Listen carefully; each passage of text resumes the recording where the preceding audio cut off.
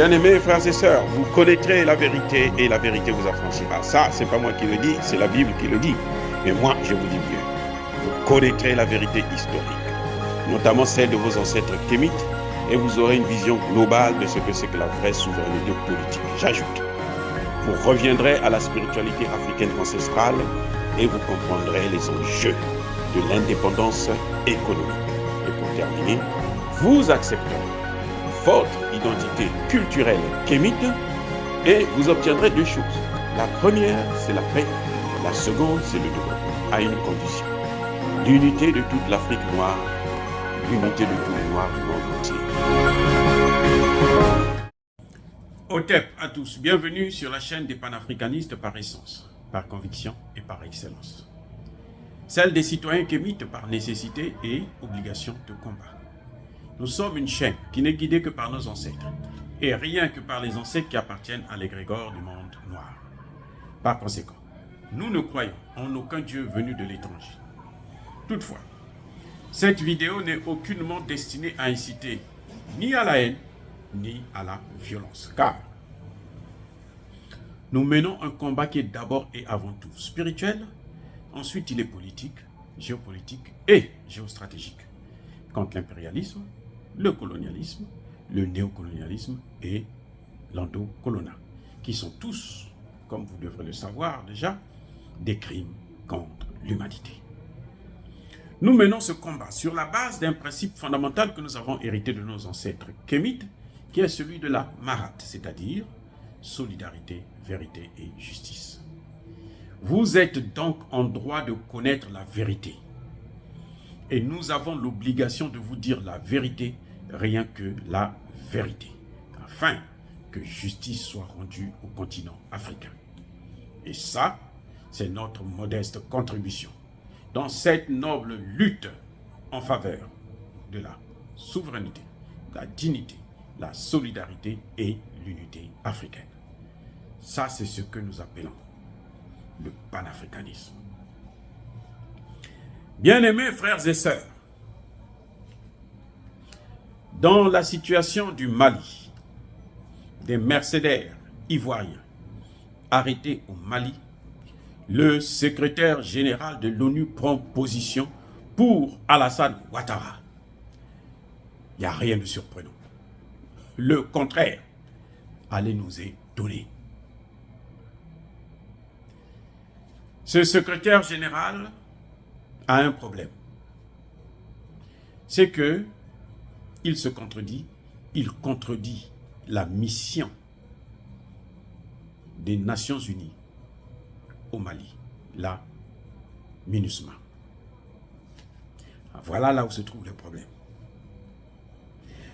Nous n'avons rien contre le secrétaire général qui prend position pour une situation donnée. Mais lorsque c'est lui qui envoie une mission, en tout cas, il est le secrétaire général, donc c'est lui qui envoie une mission, puisque le chef de cette mission, c'est le représentant spécial du secrétaire général de l'ONU. Donc c'est lui qui envoie une mission. Et il contredit cette mission. C'est qu'il a un problème. Mais alors son problème, il n'est pas aussi facile que ça. Eh oui, c'est un délire. C'est une bouffée délirante qu'il venait de sortir sur la radio, ou le média de propagande qui est RFI, France 24. Ce sont des médias de propagande, vous le savez. Emmanuel Macron a dit qu'il va mettre plus d'1 milliard d'euros pour que ces médias-là puissent créer un narratif pour manipuler les Africains. Parce qu'ils pensent que nous, on est très malléable, on ne comprend rien, on ne comprend pas le français, on ne parle pas leur langue, non. Ils se trompent encore une fois de plus. Bref, le secrétaire général des Nations Unies refuse, jusque-là, de recevoir la plainte du Mali qui demande à ce que le gouvernement puisse présenter au secrétaire général et au Conseil de sécurité de l'ONU les preuves que la France est un État terroriste qui entretient le terrorisme. Le secrétaire général refuse. Vous allez me dire que ce n'est pas lui qui dirige le Conseil de sécurité. Et le secrétaire général est le représentant spécial et le grand patron de ce Conseil de sécurité. C'est lui qui est à l'honneur. Parce que chaque fois que le Conseil de sécurité se réunit, c'est à son nom d'abord. On dit, monsieur, on salue toujours le secrétaire général. D'abord et avant tout. Et en tant que le Conseil de sécurité n'est pas au-dessus de l'ONU. Le Conseil de sécurité est en dessous de l'ONU. Et au-dessus, l'ONU est dirigé par le secrétaire général de l'ONU. Bref, M. Guterres refuse de recevoir la plainte du Mali. Mais M. Guterres dit que le Mali doit libérer les mercenaires qu'il a arrêtés. Il dit que ces gens ne sont pas des mercenaires. Et ça pose un problème parce que nous avons l'impression de dire au secrétaire général qu'il faut qu'il reparte à l'école. C'est aussi... Vous savez, à l'époque, là, il pouvait parler, raconter tout ce qu'on voulait. Nous, on n'avait pas la possibilité de répondre. Maintenant, nous pouvons répondre au coup par coup. Je dis, je persiste et je signe. Le secrétaire général de l'Organisation des Nations Unies, là, doit repartir sur le banc de l'école pour savoir ce que c'est qu'un mercenaire. Il doit connaître la définition d'un mercenaire. Eh oui. Et je crois qu'il faut qu'il revoie la mission des Nations Unies au Mali. Il faut peut-être qu'il rappelle cette mission.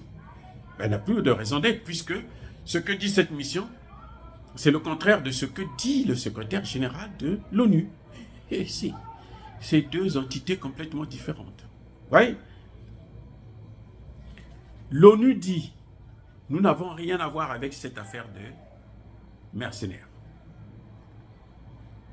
Ces gens ne venaient pas pour une mission des Nations Unies, comme avait voulu le faire croire M. Alassane Ouattara, le cheval de Troie de la France.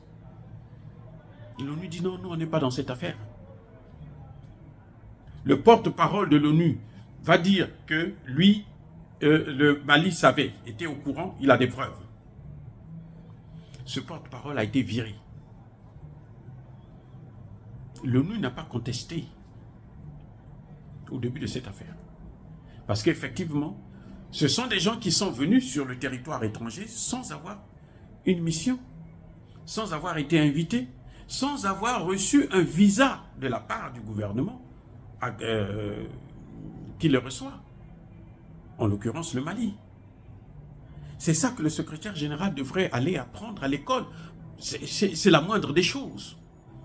Vous savez, même nous, moi quand je vois, quand il y a des choses comme le mot mercenaire, quand j'ai entendu ça, encore une fois de plus, je me suis dit, il faut que j'aille vérifier dans le dictionnaire, qu'est-ce que c'est un mercenaire? Eh oui, les gars, il faut aller pour vérifier. Mais j'ai l'impression que le secrétaire général ne sait pas de quoi il parle. Il ne sait pas définir, il n'est pas capable de définir ce que c'est qu'un mercenaire. S'il sait ce que c'est qu'un mercenaire, puisqu'il devrait en principe, il en parle de Wagner et autres, donc il est cliniquement fou.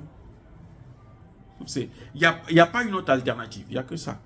Soit il est cliniquement fou, soit il n'est pas très intelligent, il a des trous de mémoire, alors il faut qu'il reparte à l'école pour aller apprendre ce que c'est qu'un mercenaire. Les mercenaires, c'est quoi? Les mercenaires, ce sont des troupes étrangères au conflit. Ce sont des militaires étrangers qui n'ont rien à voir avec le conflit, mais qui viennent combattre et ils sont rémunérés. Et ils n'ont pas le même salaire que les officiers normaux, puisqu'ils sont considérés comme des expatriés. Ils ont 2, 3, 4, 5, 6, même 10 fois plus que ce que on donne aux soldats directement impliqués. Et les mercenaires, en général, ils ne sont même pas invités par le pays dans lequel ils opèrent. Et oui. Et c'est le cas exact de ces gens. Ils n'ont jamais été invités par le Mali. Parce que si c'était le Mali qui les avait invités, ce serait une coopération militaire. Mais ça, ce sont des mercenaires. Ils n'ont pas été invités. Ils viennent, ils ont des armes, ils cachent leur identité, donc ils veulent même pas être connus. Il y en a qui sont des maçons, il y en a qui sont des peintres, il y en a qui sont des vendeurs, il y en a qui sont même des étudiants, alors qu'ils parlent même pas la langue française. Comment ils devraient étudier au Mali ou en Côte d'Ivoire? Que je sache, en Côte d'Ivoire, on apprend à l'école, c'est en français, hein, c'est la langue nationale. Bref, le secrétaire général fait fi de la définition de ce que c'est qu'un mercenaire et il dit il faut que le Mali les libère.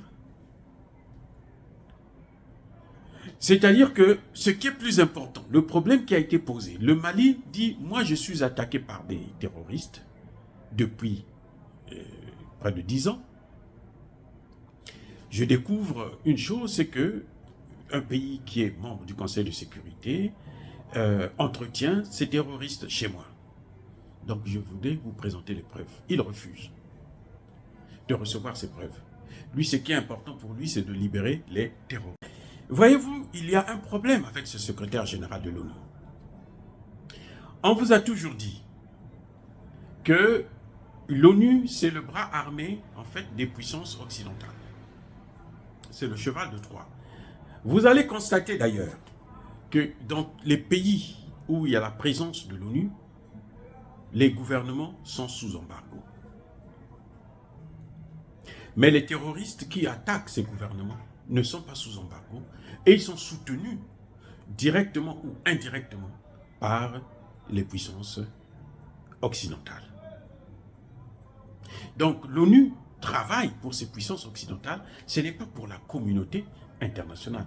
Parce que l'ONU étant une institution dite internationale, elle devrait assurer l'arbitrage et ne pas prendre position. Mais là, elle prend directement position. Elle dit non, le Mali a tort. Alassane Ouattara a raison d'envoyer des mercenaires au Mali pour aller déstabiliser le Mali. Quand nous savons que Alassane Ouattara entretient des gens qui sont condamnés. Il y a Blaise Compaoré qui est condamné. Il y a Boubou Cissé. Il y a des journalistes, des criminels, le fils de Ibeka qui a tué un journaliste. L'ONU qui parle des droits de l'homme, ça ne les regarde pas. Il faut qu'ils puissent continuer à courir en paix sans qu'ils ne puissent être inquiétés. C'est ça justement qui montre que M. Guterres a de gros problèmes. Il a des problèmes psychiatriques. C'est grave. Tous les jours, il s'attaque à l'armée malienne, sans preuve d'ailleurs. Parce qu'il est depuis New York, ici, il vous parle de violation des droits de l'homme au Mali. Sur RFI, sur France 24, qui ne sont pas au Mali, mais ils vous parlent des violations des droits de l'homme. Ils ne vont pas sur le terrain, ils disent non, ils sont en train de violer les droits de l'homme. Chaque fois que l'armée malienne monte en puissance, arrête ou neutralise quelques terroristes, ils disent que non, il y a eu violation des droits de l'homme. Chaque fois. C'est-à-dire que c'est devenu une règle. Dès que le Mali fait quelque chose, au point où je pense que le gouvernement malien ne devrait plus parler de ça. Le gouvernement malien devrait, chaque fois qu'il mène une action, qu'il se taise. Et oui, parce que l'ONU, les actions, c'est contre ce sont les droits de l'homme. Et on n'a jamais vu des familles maliennes se plaindre. Mais ce sont les Occidentaux qui se plaignent à la place des familles maliennes, comme si c'était eux qui avaient été neutralisés. Mais enfin, nous savons maintenant que c'est parce que ce sont eux qui envoient ces terroristes et ce sont des pertes. Il faut retrouver encore d'autres gens, recruter d'autres gens et ce n'est pas toujours facile. Bref, Monsieur Antonio Guterres ou quoi là, doit repartir à l'école pour aller étudier encore les droits de l'homme là. Le fonctionnement même de l'ONU. Parce que même s'il soutient les puissances occidentales, il devait le faire avec plus de discrétion. Avec plus de discrétion. Eh oui. Parce que là, il nous montre qu'il ne connaît même pas ce que c'est que la différence entre un mercenaire et un soldat régulier. Il ne connaît pas. C'est un problème grave. Mais dire cela, est-ce que c'est inciter à la haine ou à la violence? Non. Nous voulons que le Mali puisse trouver sa souveraineté totale, que le Mali ne puisse plus être emmerdé par la France et par ses valets locaux qui sont les Macky Sall, les Alassane Ouattara, les Bazoum et les autres, les Sissoko, tout ça. Voilà ce qui nous pousse à vous dire, avant de terminer, que soyez bénis par le Dieu des Kémites. J'ai dit et j'assume.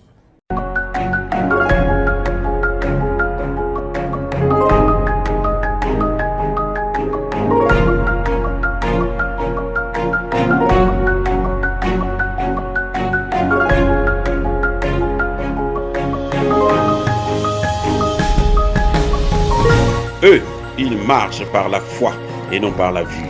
Mais moi, je vous conseille vivement de marcher par la connaissance scientifique et historique, notamment celle de nos ancêtres kémites, par les 5 sens et par l'intelligence. Abou Abia.